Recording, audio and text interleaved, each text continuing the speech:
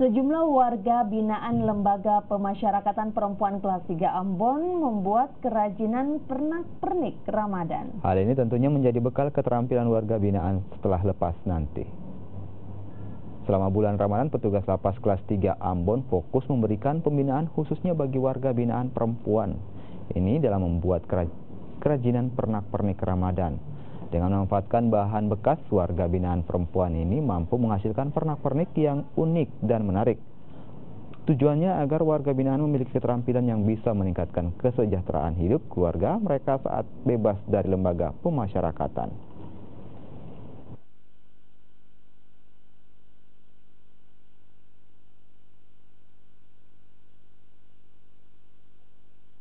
Ini merupakan aktivitas dari bagian pembinaan kemandirian.